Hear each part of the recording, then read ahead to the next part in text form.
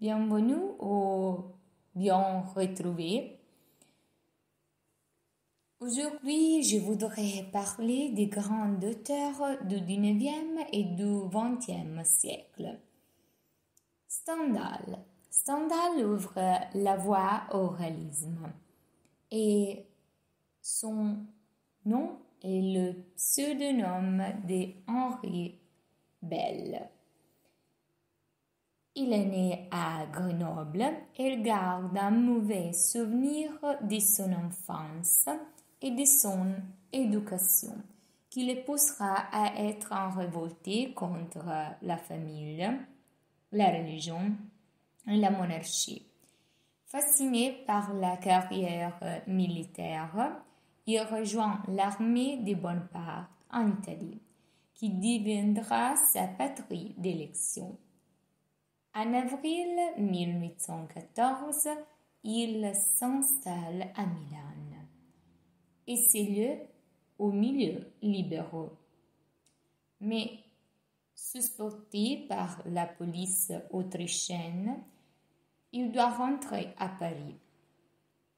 En 1817, il réalise Rome, Naples et Florence. Pour sa production amoureuse, on trouve aussi L'amour de 1822, Racine et Shakespeare de 1823 à 1825,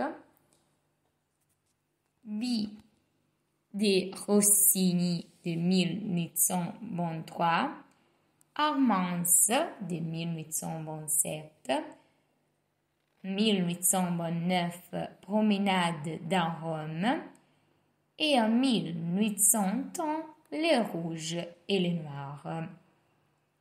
En 1834 Lucien Leuwen et puis La Chartreuse de Parme et Lamier. Sous Louis-Philippe, il commence une carrière diplomatique en Italie. Il meurt à Paris en 1842 et sur son épitaphe, on trouve Henri Bell, milanais. Stendhal ouvre la voie au réalisme et ses romans sont les reflets fidèle de la société et l'expression d'une époque, la Restauration, objet d'une profonde analyse. Stendhal exprime implicitement son dégoût et manifeste ouvertement ses idées anti-bourgeoises et anticléricales et nous raconte des petits faits vrais, souvent emprunté aux chroniques ou aux gazettes, dans un style sec et dépouillé. Les Rouges et les Noirs est son roman principal. Les romans racontent l'histoire de Julien Sorel, un fils de charpentier qui se révolte contre la basse de sa fortune. Conscient de sa valeur, Julien a un grand désir d'arriver et un grand besoin de revanche sociale. Pour satisfaire son ambition, il voudrait commencer une carrière militaire, dont le rouge du titre est la couleur de la veste des soldats de Napoléon. Mais les temps ont changé et aujourd'hui il ne lui reste que le noir, la couleur du vêtement ecclésiastique. Julien devient précepteur des enfants de Monsieur de Rênal. Il est le maire de la ville de Verrières et Madame de Rênal peu à peu tombe amoureuse de lui. Julien a compris ce qui se passe dans le cœur de cette femme et donc la pousse à lui manifester son amour. Pour lui, toutefois, il ne s'agit pas d'amour, mais plutôt du désir de conquérir une femme de la société et de la campagne. Des lettres anonymes dénonçant sa conduite arrivent à Monsieur de Rênal.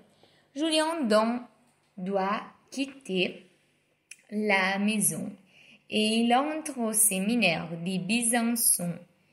Grâce à son abbé protecteur, Julien devient ensuite secrétaire du marquis de la Mole et il abandonne Besançon pour Paris. Là, il connaît Mathilde, la fille du marquis.